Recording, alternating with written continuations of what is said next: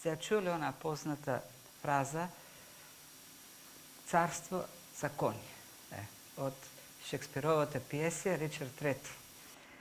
Кога Ричард Трети останал во војната без конј и разбрал дека без конј не може да војува, ќе загуби војната и животот, рекол: "Давам царство за коњи." Во текстот што го прочитавме, Јона вреднува една тиква повеќе од едно царство. Се работи за град Ниневија, меѓутоа Ниневија е престолнината на Асирија, во тоа време најмокната империја и еден од најголемите градови во тогашниот свет. Веќе разгледавме сцената која е поставена во првите две глави, првата и втората глава. Во тој дел остана онаа чувство што чувство на непријатност на читањето на книгата поради бунтот и непокорноста на човек на кого му е дадена голема, значајна служба, да биде Божи пророк. И затоа ова книга не треба да очекуваме дека и до крај ќе се промени, тоест ќе се промени чувството во читањето. Таа книга не е напишана со цел на крајот да заврши и си живеа среќно за секогаш. На крајот книгата завршува со прашање на кое што нема одговор, Јона. Сцената, како што рековме, поставена во првите две глави. Во првата глава Бог му даде на Јона заповед. Дојде слово над Јона да отиде во Ниневија и таму да објави суд, дека гревовите на градот веќе стигнале до Божите уши. Ниневија, наместо да тргне кон Ниневија, град кој е северно од Израел, некаде околу 800 километри, тој зеде карта за најдалечниот западен град од Израел. Тој немаше кај да отиде подалеку. Отиде на западниот брег на Шпанија. И додека патуваше во бродот, спокојно спиејќи на дното на палубата, тоест во утробата на бродот, Бог прати бура, морнарите се молеа на нивните богови, правеа се да го спасат бродот и на крајот капетанот се симна, дури и помалку зачуден го праша Јона: "Како ти не се молиш? Како можеш да спиеш спокојно во таа ситуација?" Така да Божиот пророк доживеа таков срам да биде предупреден од безбожник да се моли на својот Бог. Бурата не престануваше, морнарите почнаа да барат кој е виновник, од каде е гревот.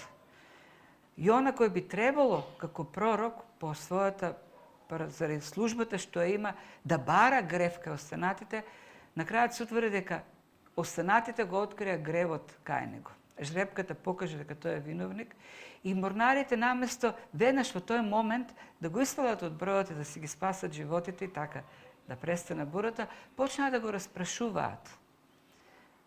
Покажа разбирање кон него.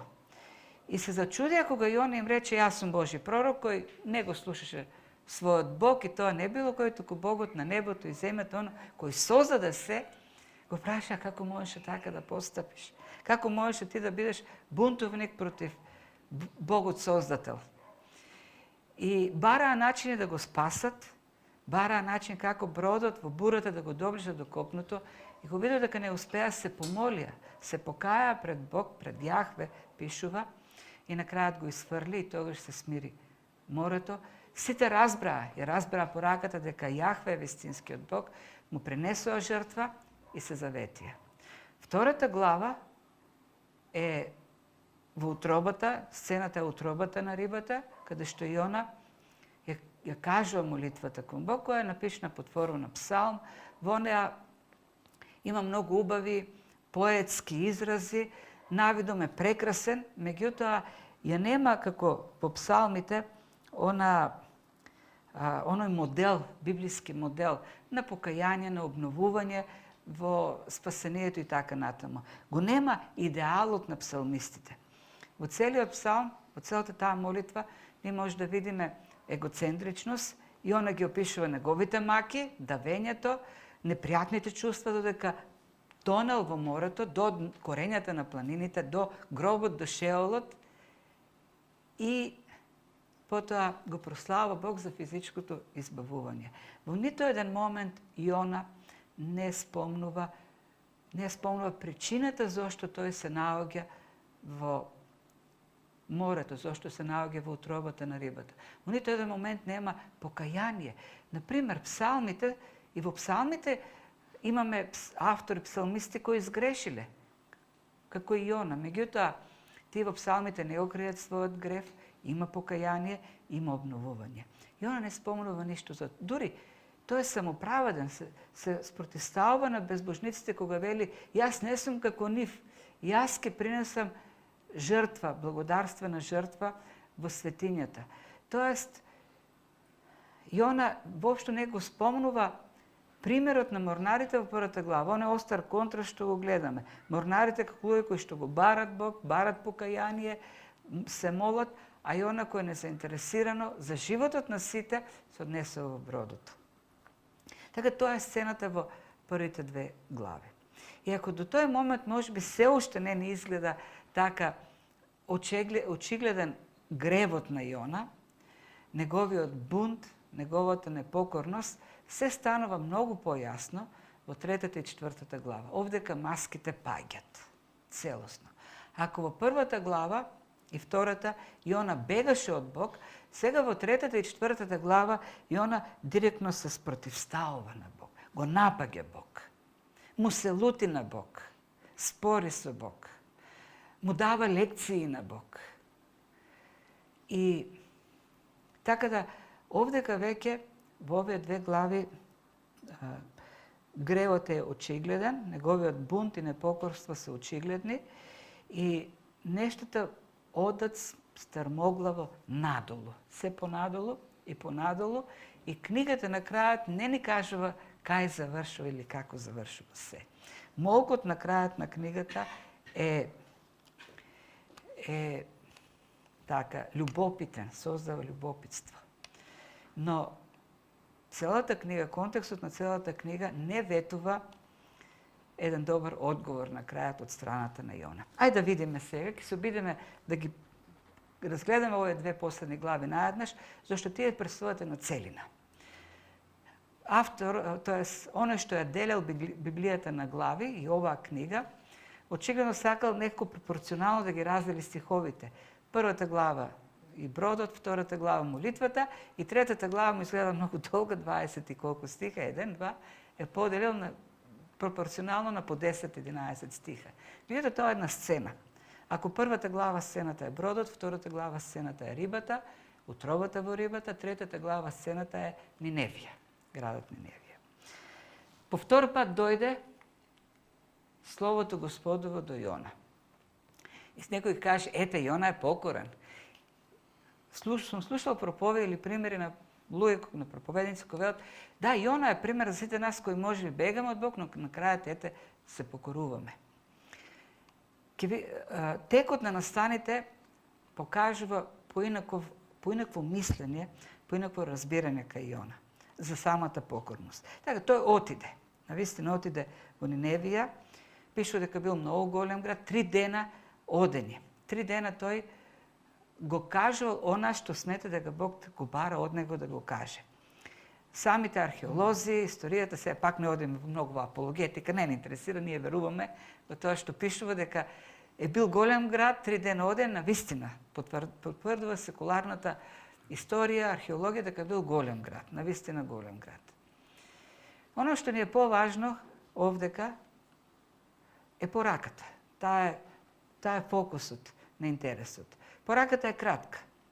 Уште 40 дена и Ниневија ќе биде уништена. Тоа е пораката на Јона. Интересно е дека толку кратка порака предизвикува таква промена во градот. Пишува дека тие поверуваа во Бог, 5 стих. Поверуваа ниневјаните во Бог, поверуваа во Јахве. Многу кратка порака, меѓутоа кој многу говореше. И гледаме дека таа порака ги опфаќа сите слоеви, и богати, и сиромашни, и млади, и стари, и високопоставени, и слуги. Дури таа порака стигнува до царот. пишува дека сите си ставија врекиште, се посипаа со пепел, символ на покаяние. Длабоко покаяние. Пораката стигнува до царот, кој ја симнува царската облека. Царот на Ниневија во тоа време е највлијателната, најмокната личност во светот. Асирија во тој момент е најмокната империја. Древниот Близок Исток познава многу мокни империи. Најмокните биле вавилонските, потоа се изместува тежишето кон Египет, потоа оди кон Асирија и пак се враќа кон Вавилон. Потоа оди Персија и така натаму. Но во тој момент Асирија и царот во Вавилон е најмокниот човек во светот. И тоа е на таква порака дека некој бог на друг народ, и тоа народ кој е непријателски на Асирија, народ кој е презрен од Асирија, пророкот таков народ доаѓа и вели за 40 дена Бог ќе го уништи твоето царство. И тој цар ја симнува царската облика, своето достоинство го симнува, величието си го симнува и си става груба вреќа од козине влакна. Тоа било израз на покаяние, да чувства неудобството, да го чувства неудобството од физичкото неудобство од таа вреќа и се посипува со пепел. И прогласува пост. Тоест дава наредба сите да се одвратат од лошите патишта и од неправдите што ги правеле и сите, вклучувајќи ги дури и животните, да бидат подложени на пост. Тука имаме хипербола. Можеби и животните навистина биле ставени на таков режим. Идејата е дека покаянието е сеопшто, е искрено. Идејата е дека тие луѓе многу јасно ја сватиле пораката, предупредувањето. Се што дише буквално, се што дише треба да биде покриено со пепел и да биде во оплакување, во ламентација, во тажење за гревовите. Две нешто овдека ми се интересни. Првото е поинтересно. Никој не требаше да им објаснува на ниневијците од што треба да се одвратат. Јас не верувам дека Јона додека проповедам рекол ова се вашите гревови. Тие многу добро знаеа кои се неправдите. Тие многу добро знаеа од што треба да се одвратат, од кои лоши патишта. Прашањето за осознавањето на гревот не е толку прашање на информирање. Тоа е повеќе прашање на мотивирање. Ако добро размислим, ако веруваме во Словото на Господ, ако веруваме во Бог, ако веруваме во Божиот гнев, во Божиот суд, тогаш многу добро и јасно ќе разграничиме што е доброто, што е лошото, што е она што треба да го оставиме, што е она од кое треба да се покаеме. Релативизирањето на гревот, неразбирањето на гревот, честопати е индикатор за отсуство на вистинска вера во Божјото Слово, отсуство на страф од Господ, отсуство на разбирање, не толку разбирање, туку на вера во Божјиот суд. Ниневјаните поверуваа во Божјиот суд и знае многу добро што ги чека. Многу добро знае од што треба да се покајат, што треба да тргнат настрана од нивниот живот.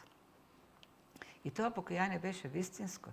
Понатаму ќе видиме, пишува дека Бог виде дека тие се одвратија од нивните гревови и покажа милост кон нив. Имало вистинско покаяние.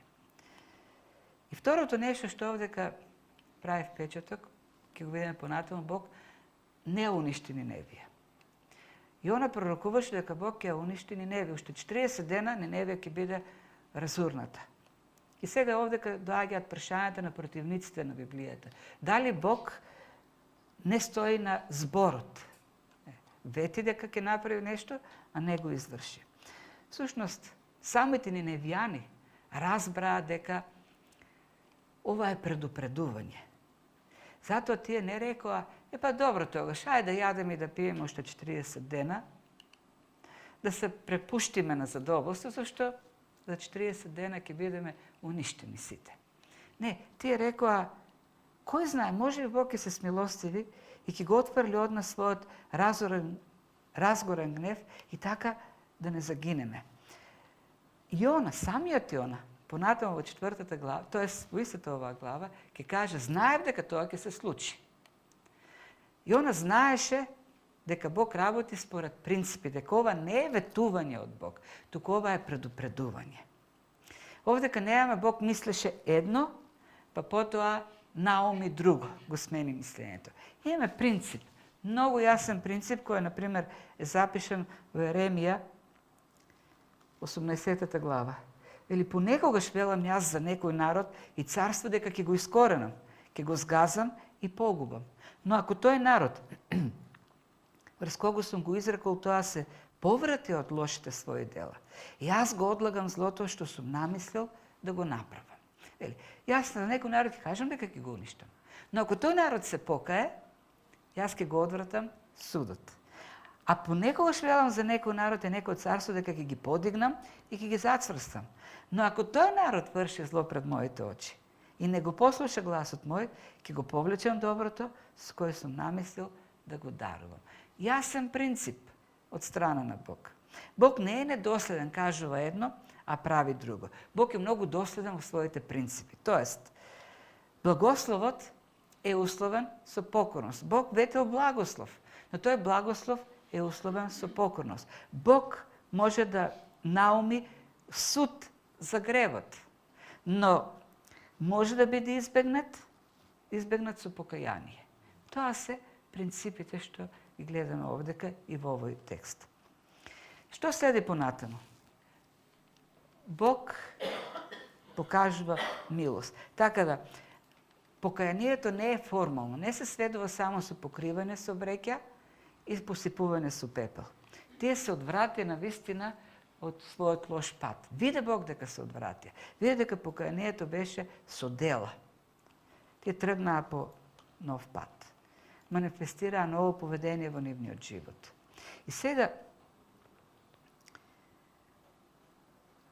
јас реков дека во Јона ние можеме да видиме слика, може да видиме прототип, модел за поведение на еден цел народ, на еврејскиот народ.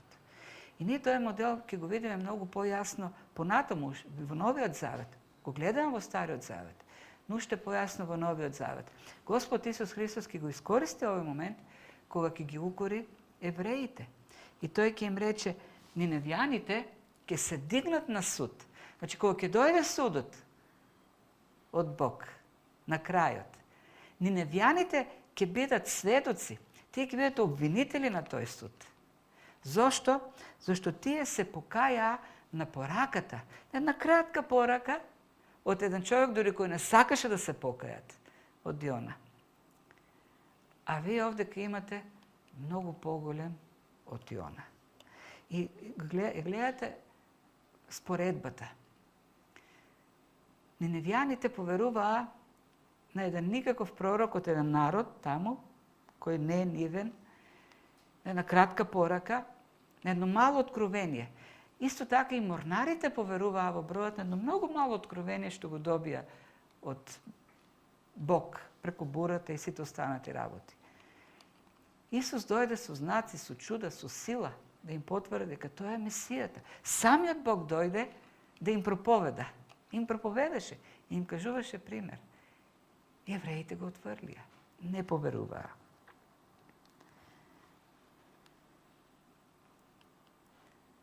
Ниневјаните не бараа чудо. Ниневјаните не бараа знак. Поверуваа. Срцата кои се отворени за Бог и Неговото Слово го препознаваат и одговараат на тоа Слово. Срцето кој не е наклонето кон Божото Слово, таков беше случајот и со Јона, таков беше случајот со фарисеите, ќе го отврлат. И како што нели на почетокот каже Гаго, не можат да поверуваат. Тоа слово не доаѓа до нив. И Бог го спаси градот Ниневија. Каква е реакцијата на Јона? Вели, многу се огорчи и се налути. и му се помоли на Господ. Зар не го велев тоа? Дури уште во Израел кога бев. Јас затоа тргнав кон Тарс, зашто знам дека ти си многу милостив, ти си долго трпелив, ти простуваш, се сожалуваш. И сега мене ми е толку тешко за тоа што го направи, што не ми се живее. Земја мојата душа. Од мака не ми се живее. Реакцијата на Јона е апсурдна. И понатаму имаме многу апсурди во текстот. Во Израел во тоа време пророкуваа многу пророци. Пред него, за време на Јона и после Јона. Во негово време се Амос, Осија, пред него беа Илија, Елисеј и така натаму. Стефан, сеќавате кога беше кога проповедаше и го осудија за неговата проповед, ги праша евреите. Кого од пророците вашите татковци не го гонеше? Тие пророци со години пророкуваа, беа гонети од евреите, беа убивани, мачени и немаа никаков резултат. Знаете дека Јона е шампион меѓу пророците по резултатот. Јона е првак, пророчки првак. Тој со една проповед доведе до покаяние голем град. Не големиот град го доведе во покаяние. Непријателскиот град го доведе до покаяние. Јас би очекувал еден пророк да каже: кој е како мене, каков резултат? Моите колеги во Израел се мачат, една душа не се спасува. Овдека јас на крат за 3 дена доведов до покаяние цел град. Представете си, отидете во Тетово или во Гостивар, кај што доминираат албанците, и проповедате на улица, и градоначалничката Тилф Тарифи, и Таравари беше во Гостивар, и сите, целата администрација, и сите луѓе почнуваат, и џамиите ги претворат во цркви. И проповедникот или евангелизаторот да каже: шо направи, Господи, не ми се живее. Тоа е ситуацијата во тоа време. Многу апсурдна. Толку беше луд, толку беше луд, што дури не му се живееше, вели. Треба во секого да предизвика славење на Бог. Тој протестира затоа што Бог е милостив, милосрден, долготрпелив, затоа што спасува. Тој за тоа се буни. Тука ли бевме? Тука, да. Бидејќи Бог е добар, тој за тоа се буни. И на крајот Бог го прашува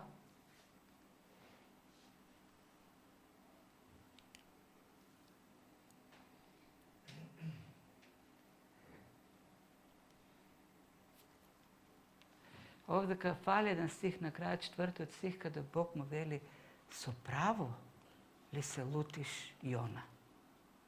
Со право ли се лутиш? Дали со право се лутиш?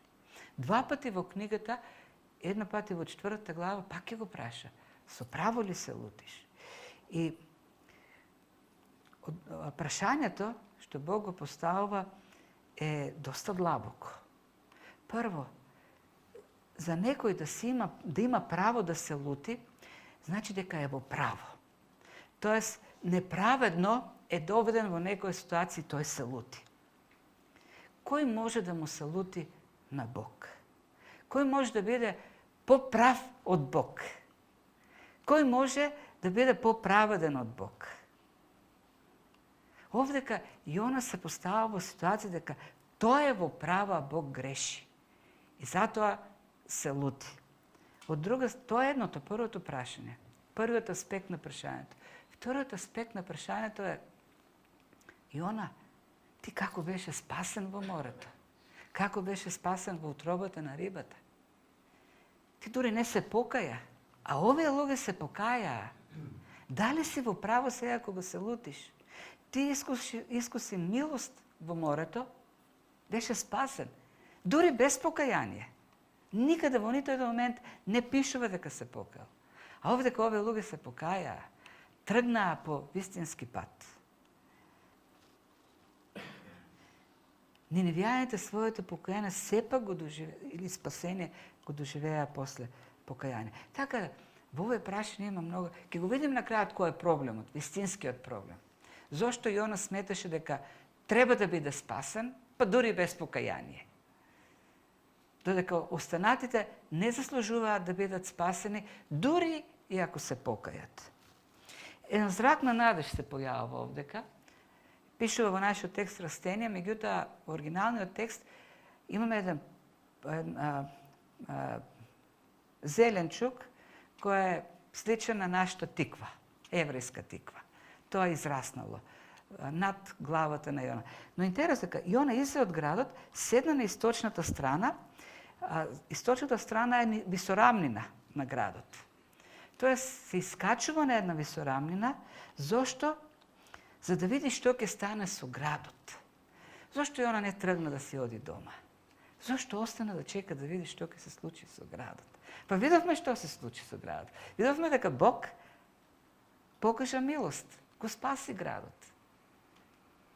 Што чека уште, што бара уште понатаму Јона таму? Тој се надева дека Бог ќе направи нешто. Сепак, бидејќи, му одржа лекција на Бог. Му кажа, му мафташе со прст, Господи, ти така и онака. И она може би очекуваш дека најпосле му дојде паметот на Бог. Најпосле се вразуме Бог и ќе направи нешто, ќе го направи правилното нешто и ќе го уништи градот.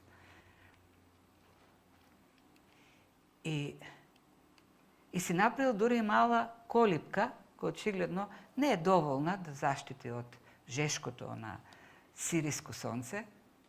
И Бог, како акт на милост, кој всушност е резултат од воспитувањето и дисциплинирањето на Јона, прави да израсне и една грмушка, тиква.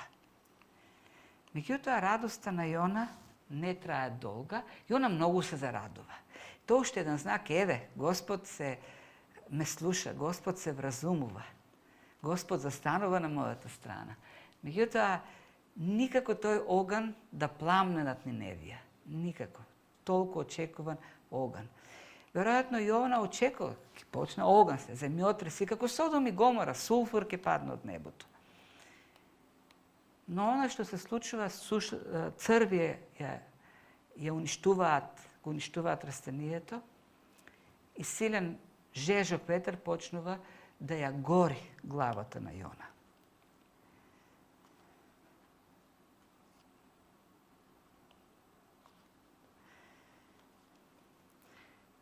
И тука веќе се покажа коренот на проблемот на Јона. Почнува да се гневи и тоа е третата молитва на Јона во книгата. По трет пат се помоли Јона. И третата молитва е: сакам веќе конечно да умрам. Не ми се живее. Господи, не ми се живее од тоа каков Бог си ти. Како можеш ти да бидеш добар Бог и кон другите. Како можеш да бидеш ти милостив Бог? А мене овдека ме ставаш во ситуација сонцето да ме пече. И тогаш во таа абсурдност Бог пак го прашува: зар имаш право да се лутиш поради билката или поради растенијето? И тој пак одговора: да, имам право да се лутам. И тоа многу имам право да се лутам. Зошто има право да се лути? Зошто Јона смета дека има право да се лути? Бог поставува прашање кој очигледно во текстот овдека се само реторички, не очекува одговор од Јона, така и завршува книгата без одговор, во кој што може да видиме: ти жалиш за една тиква која не си одгледувал, ништо не си вложил во таа тиква. А јас, и трае само еден ден, а јас треба да покажам апатија кон 120.000 кои не разбираат, тоест невини луѓе, деца, кои немаат никаква вина во сета таа ситуација. И она жалеше за растенијето. Тука големиот контраст. Бог сочувствуваше со луѓето. Тие луѓе кои една огромна бројка, не знаеме историски дали е точна, но покажу дека е голема бројка. И за многуте вели добиток и така натаму. И она жалеше за растенијата во кое ништо не беше инвестирал, а од друга страна Бог требаше да покаже безчувство кон луѓе за кои го прати својот единороден син на крајот на криштата. Тие луѓе беа спасени. И на крајот, во крајна мера, тие се спасени во смртта на Христос. Христос умре и за нив. И она бара од Бог кон тие луѓе да се однесува немилосрдно. Тоа растение, вели Бог, трае само еден ден. Тие луѓе во целата вечност ќе страдат во пеколот. Ти се чувствуваш за едно растение кое само еден ден, а немаш жал кон луѓе кои ќе страдат во целата вечност. И на крајот на криштата Јона всушност се жалеше себе си. Не му беше гнев, гајле за тиквата или за билката. Се лутиш поради билката. И потоа вели, тебе ти е жал за едно растение. Дали навистина му е жал за растението? Таа тиква, ако се сушеше 2 километри подалеку, ќе му беше жал? Не. Тој се жалеше себе си. Зашто тој сега во таква ситуација, за него нема сенка. Додека Бог жалеше за другите. Жалеше за луѓето. Тоа растение му нудеше удобство и тој и оттаму дојде, нели, тоа сочувство. Кој е вистинскиот всушност проблем на Јона? Тука стигнуваме, нели, после се тоа до важното, најважното. Вистинскиот проблем на Јона е отфрлањето на благодатта. Она благодат што Бог ја покажува. Бог покажа благодат. Благодат и кон ниневјаните. Ниневјаните не заслужуваа спасение. Дури и покрај покајанието пак не заслужуваа спасение. Но Бог покажа благодат кон нив. Бог покажа принцип по кој што спасува. Никој не го заслужува спасението. Спасението е по благодат. Нема достоен кој може да го заслужи спасението. Секој примател на благодата е недостоен примател на благодата. Нема достоен примател на благодата. Проблемот е што Јона не сакаше да се погледне на себе си како на недостоен. Тој сметаше дека заслужува се. Бидејќи е евреин, бидејќи е пророк, бидејќи го живее според законот, тој сметаше дека заслужува. А тие останатите не заслужуваат ништо. Тој заслужува се, дури има право и да се лути, кога неговите права се нарушени. Дури од страна на Бог. Бог решава како да ја дистрибуира неговата волја, неговата благодат. И она беше против тоа. Јона се постави во ситуација тој да решава на кого Бог ќе покаже благодат. Сето тоа е поради самоправедноста на Јона.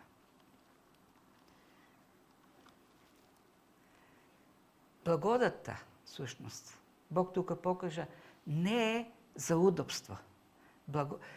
Растението, сушењето на растението, таа тиква, која Јона сметаше за повредно од цел град, од цело царство, беше дадена по благодат. И сушењето на тиквата беше пак благодат од Бог. Иако таа благодат наруши комфорт, пак беше благодат за да го научи Јона на некаква лекција. Но Јона дури и тука, во тој случај, сака да решава на каков начин ќе биде покажена волјата кон него, на каков начин Бог ќе ја покаже неговата благодат. Бог покаже дека средствата преку кои ја дава благодата не се сегаш пријатни и удобни, но сегаш треба да доведат до светост, до покорност, до покаяние. Јона не сакаше да научи таква лекција. Вистината дека во неудобните средства, непопуларните средства од страна на Бог, ние повеќе растеме духовно. Повеќе созреваме. Јона не сакаше таков начин. Зошто? Зашто тој немаше потреба да учи. тој немаше потреба да биде дисциплиниран од Бог. Зашто тој беше во право.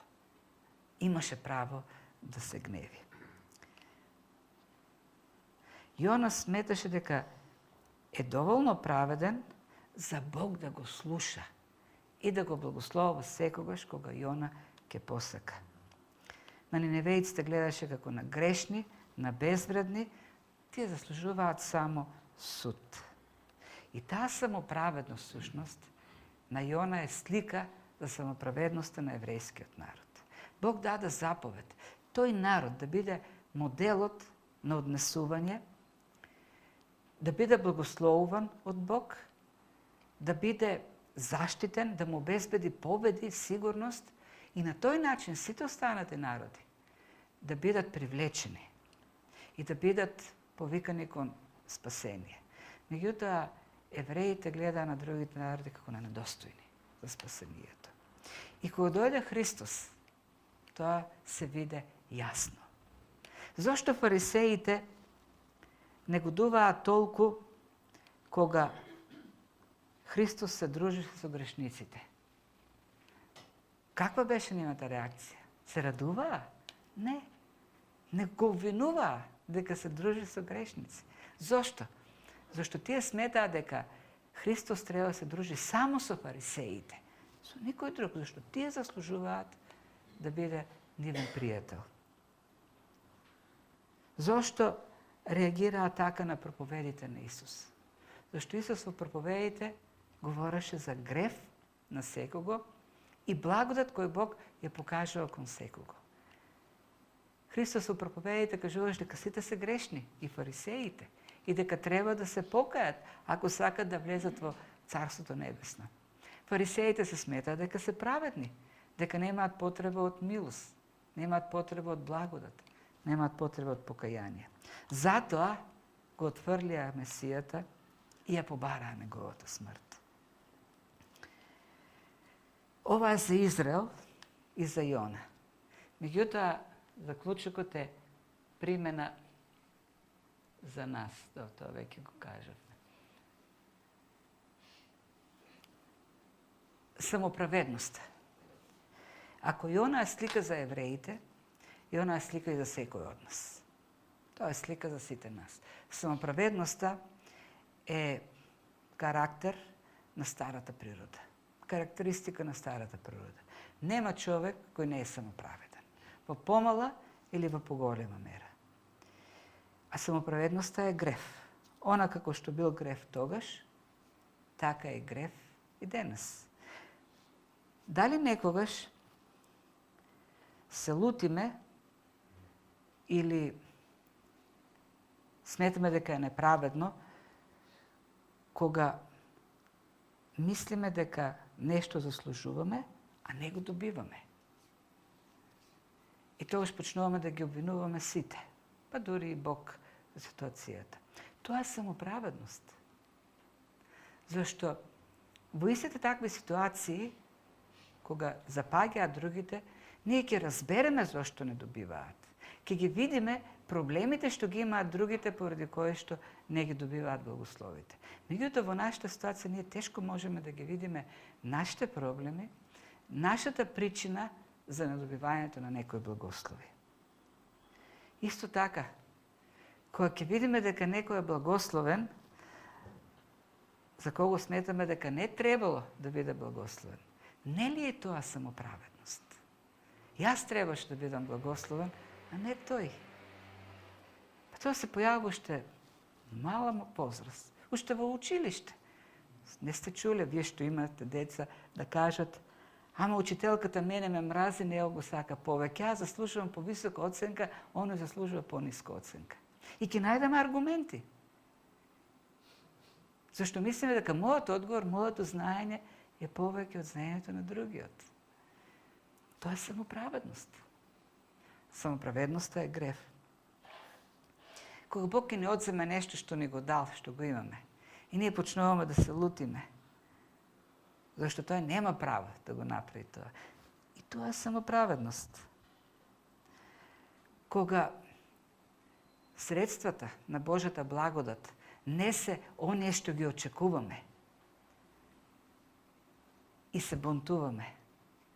И тоа е греф и самоправедност. Ние очекуваме Бог да действа во нашиот живот, например, с тоа што ќе ни даде просперитет, а тој ни го одзема и она што го имаме како благодатно средство за да не изведе на некаков правилен пат. И ние се буниме. Во сите тие ситуации ние реагираме самоправедно. Самоправедноста е гордост, надменост. Тоа е самоправедноста. Самоправедноста не е угодна на Бог. Знаете ли зашто не е угодна? Зашто никој не може, никој нема право да биде надмен. Никој нема право да биде горделив. Никој нема право да биде самоправеден во Божото присуство. Никој. Дури ни Јона, како пророк. Секој горделив по срце, вели, е одвратност на Бог. Господ ќе го сотре домот на горделивите. Бог се противи и во Стариот и во Новиот Завет, и во Новиот Завет дури 2 пати го е повторено. Се противи на горделивите, на смирените дава благодат. Зборот противи значи војува. Он е воен противник. Е во војна со горделивите. А благодат пак значи некој кој е на твоја страна и ти помага, ти дава, те заштитува. Сојузник. Противник, сојузник. И со истиот интензитет со кој што тој се однесува кон горделивите, со истиот интензитет тој покажува наклонетост кон смирените. Вели, јас живеам во небесната височина и во светилиштето, но јас сум и со оние што имаат скршено срце и понизен дух. Самиот Христос за себе рече дека е кроток и смирен по срце. И ако ги земете најголемите примери во библиската историја, хероите, Мојсей во Стариот Завет за евреите, Јован Крстител како оној пример, како пророкот меѓузаветниот пророк, оној што го подготви Христовото доаѓање, па и Павле замете го како представникот на Новиот Завет. Сите тие беа смирени и понизни луѓе. Мојсей беше во фараоновиот дворец, 40 години потоа беше во пустињата со овците и на крајот кога го изведе народот од Египет, од робството, за него пишува дека е најкроток од сите луѓе на земјата. Во Бројови 12:3. И знаете во каква ситуација кажано тоа? Сестра му и брат му се побунија против него. Организираа востание, го кренаа еврејскиот народ против Мојсей. И тогаш Бог ги казни со лепра. И тогаш пишува, а бидејќи Мојсей беше најкроткиот, каже Господи, излекувај ги од лепрата. Не ја рече Господи, уништи ги сега. Се помоли за нив, за да ги излекува. И Бог ги излекува. Јован Крстител вели за себе, Јован Крстител беше многу популарен. Пишува дека од цел свет, од цела Јудеја, од Израел, од секаде доаѓаа. Толпи луѓе доаѓаа да му ги слушат проповедите, се крштаваат. И тогаш дојде еден анонимец. И ова рече, овој треба да се издига, јас треба да се смалувам. И им рече на неговите ученици, одете по него. Ова е Божиот син. Не го следете го, не мене. Павле, големиот Павле, тргна се, буквално сите достигања и стана еден слуга. И тој сега да се представува роб. Јас сум еден обичен роб. Иако беше заведен на третото небо и чу тамо нешто што некој друг не чул, тој се остана до крајот еден роб Христов. Бог ја мрази справедливоста. Одвратна му е справедливоста и сака смиреноста. И на крајот не учи нешто за евангелизирањето и духовното пробудување. Ниневјаните се покајаа зашто беше објавен Божиот суд. вистинското проповедање, вистинското евангелизирање го вклучува судот на Бог. Ние зборавме пред некој ден еден состанок, различните теолошки гледања го формираат и евангелизирањето. Има луѓе кои одат, евангелизираат и велат: сакаш ли пријатни чувства? Ништо немаш проблем, никаков проблем во животот или пак да правиш и ти чуда. Ниневјаните се покаја, поверуваа кога беше објавен Божиот гнев. Евангелизирањето треба да ги исправи луѓето пред Божиот гнев. Проповедта треба да го проповеда Словото на Бог, кој го вклучува гневот на Бог и благодатта на Бог, кој доаѓа од покаянието. Тоа е проповедта. За жал, денешната проповед, современата проповед е полна со хуманизам, полна е со пријатни чувства, полна е со ветувања, убави ветувања, но отсуствува основното. Отсуствува автентичното Слово на Бог, кое е предупредување. Ако го земете, го разгледате Новиот Завет, Павле, кој е апостолот на благодата, во неговото послание, судот, предупредувањата многу присуствуваат, многу повеќе отколку останатите работи. Пробудувањето значи покаяние. Вистинско пробудување има кога има вистинско покаяние. А вистинско покаяние има ако има вистинска порака. Пораката која не повикува на покаяние, никогаш нема да доведе до пробудување. Никогаш нема да доведе до она што се случи во Ниневија. И најсериозниот проблем или непријател на евангелизацијата е пак самоправедноста. Јона не сакаше да отиде зашто беше самоправеден. Сметаше дека тие не заслужуваат. Самоправедноста, гордоста и нас не ограничува. Да ја говориме пораката, автентичната порака е да предупредуваме. Ние сме спасени, тие таму не заслужуваат. Тие не се достојни. Зашто имаат еден куп мани. Полни се со недостатоци.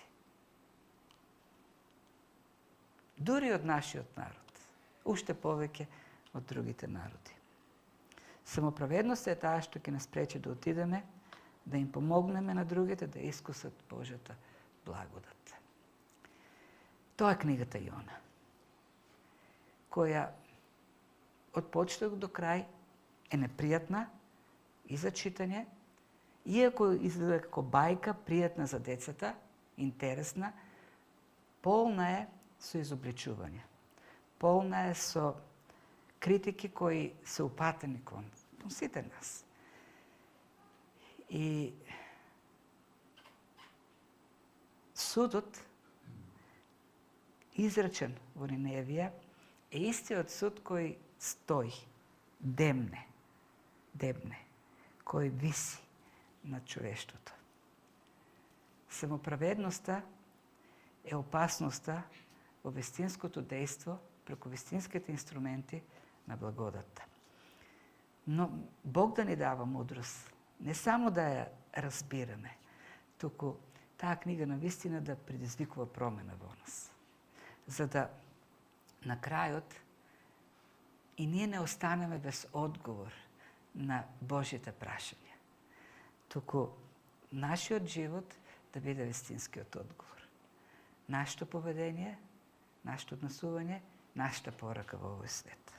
Господ да не води во тоа, да ни дава мудрост и Светиот Дух да не поттикнува на вистинскиот пат.